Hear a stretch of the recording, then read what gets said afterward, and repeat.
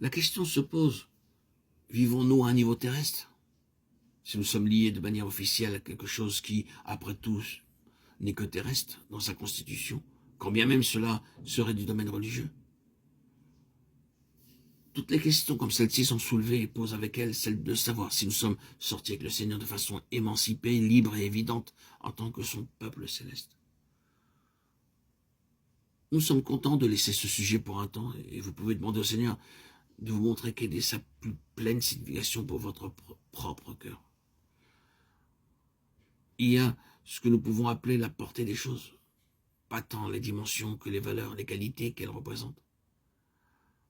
Lisons la lettre aux Éphésiens et notons quelques-uns des grands mots s'y trouvant. Il y a quelques merveilleuses déclarations, phrases et termes, tels que l'infinie grandeur de sa puissance, puissamment fortifiée par son esprit dans l'homme intérieur, qui peut faire par la puissance qui agit en nous infiniment au-delà de tout ce que nous demandons ou pensons. La puissance qui agit en nous est à même de nous rendre capables, excessivement au-delà de ce que nous demandons ou pensons. En le ressuscitant et en le faisant asseoir à sa droite dans les lieux célestes au-dessus de toute domination, de toute autorité, de toute puissance, de toute dignité. Et il l'a donné pour chef suprême à l'Église, la plénitude de celui qui remplit tout en tous. Relevez tout ce qui est transcendant, superlatif dans cette lettre. Ne les regardez pas seulement comme des mots, juste comme quelque chose qui est propre à l'éloquence. Mais remarquez la formidable portée de valeur et d'envergure représentée par ces choses. Vous ne trouverez rien de semblable dans la lettre aux Corinthiens. Si vous arrivez au chapitre dans cette lettre qui, peut-être, vous transporte le plus loin en pensée et en révélation, le 15e chapitre, vous trouverez que vous êtes, après tout, seulement enseigné sur la résurrection, celle du corps. De grandes choses, il est vrai, et des choses glorieuses sont dites quant à la nature de la résurrection corporelle. Mais lorsque vous serez ressuscité corporellement, vous ne serez en fait qu'en train d'entrer dans le grand domaine de l'éternité. Cela peut être une chose merveilleuse pour ce qui est corruptible que de revêtir l'incorruptibilité. Et je suis tout à fait assuré que nous penserons que c'est une chose merveilleuse quand cela se produira.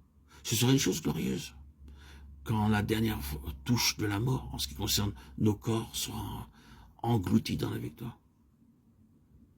Mais cela ne constitue en fait que le début de la carrière qui nous est présentée dans la lettre aux Éphésiens pour les âges à venir. Il y a des choses très vitales dans la première lettre aux Corinthiens, mais pour ce qui est de la portée, de la profondeur, de la hauteur, de la longueur, de la largeur, pour autant que cela concerne des valeurs spirituelles, il n'y a aucune comparaison. Même lorsqu'il s'agit de l'église du corps en 1 Corinthiens 12, beaucoup de choses sont partagées à son sujet, sous l'aspect de son expression ici-bas. Mais s'agissant de la lettre aux Éphésiens, vous êtes transporté plus haut, loin, dans des conditions où il est nécessaire de dire une chose comme celle-ci. Un membre ne peut pas dire à un autre membre, je n'ai pas besoin de toi. Combien cela révèle dans quel état d'esprit les choses se trouvaient à Corinthe.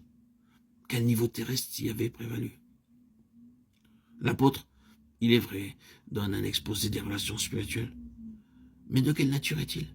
Celui qui est largement occasionné, si ce n'est totalement, par un désordre spirituel parmi les saints.